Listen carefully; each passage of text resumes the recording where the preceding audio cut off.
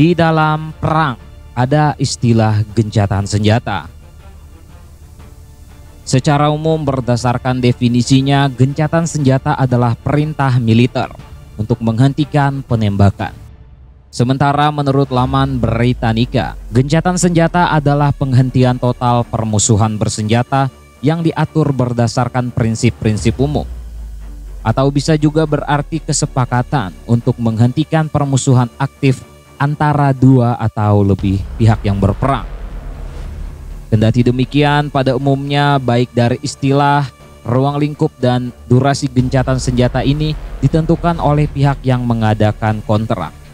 Artinya aturan gencatan senjata dalam kasus ini berbeda-beda. Perjanjian gencatan senjata bisa jadi hanya menghentikan permusuhan atau perang secara sementara, dengan tujuan untuk mengumpulkan korban tewas. Jenis-jenis gencatan senjata di sisi lain seperti dilansir dari BBC, gencatan senjata dibagi menjadi beberapa jenis, yakni truce, cessation of hostilities, ceasefire, dan armistice.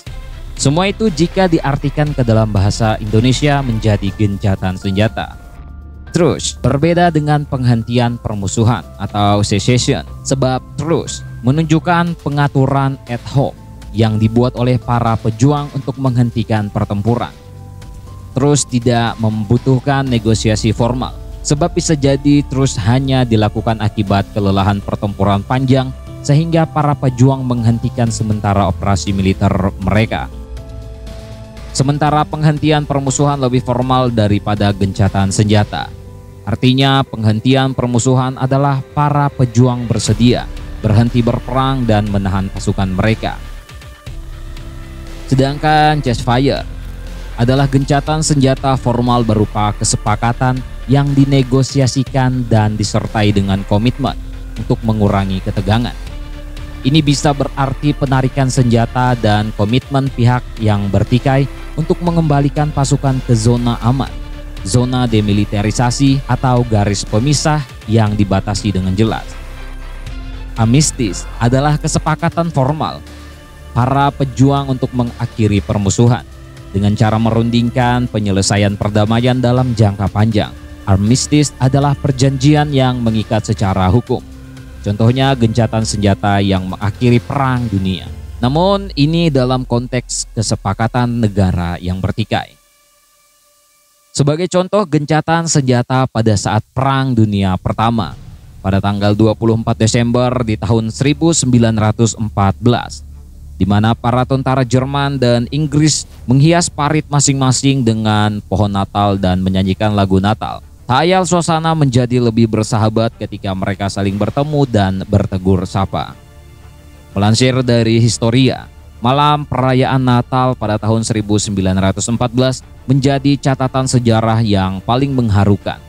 Para prajurit saling bertukar hadiah dan kebahagiaan Natal. Bahkan tidak sedikit prajurit yang bertukar tanda tangan dan berfoto bersama. Peristiwa yang lebih dikenal dengan gencatan senjata Natal tersebut tidak hanya digunakan untuk menghentikan tembak-menembak, namun juga dijadikan ajang untuk bertanding sepak bola. Ya, tentu saja peristiwa tersebut menjadi sebuah keajaiban yang terjadi sepanjang Perang Dunia Pertama. Momen gencatan senjata yang terjadi pada 24 Desember 1914 tersebut digunakan para tentara untuk merawat luka para prajurit, mengevakuasi dan menguburkan mayat. Di balik peristiwa yang mengharukan itu, ada sosok penting yang mengajukan permohonan kepada Eropa untuk menghentikan peperangan, yaitu Paus Benediktus ke-15. Paus yang baru saja menjabat setelah perang pecah di musim panas tahun 1914 tersebut pada tanggal 7 Desember mengirimkan permintaan kepada pemimpin Eropa. Meski komandan kedua belah pihak tidak menyetujui penuh gencatan senjata, namun para prajurit mengambil inisiatif sendiri. Pada tanggal 23 Desember, tentara Jerman mulai menghias parit-parit mereka dan memajang pohon Natal. Bahkan mereka juga bersama-sama menyanyikan lagu Natal yang membuat suasana menjadi lebih hangat dan bersahabat. Serangkaian pertempuran terjadi pada saat Perang Dunia Pertama dimulai sejak Juli 1914 hingga memakan puluhan ribu korban tewas. Namun peperangan berhenti pada malam Natal.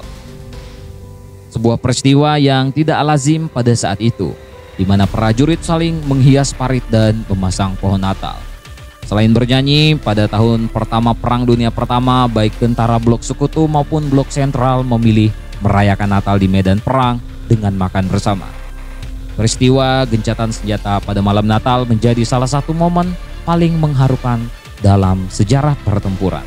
Namun hal tersebut tidak berlangsung lama karena Perang Dunia masih berlanjut hingga tahun 1918. Tentang ini bagaimana menurut kalian, coy?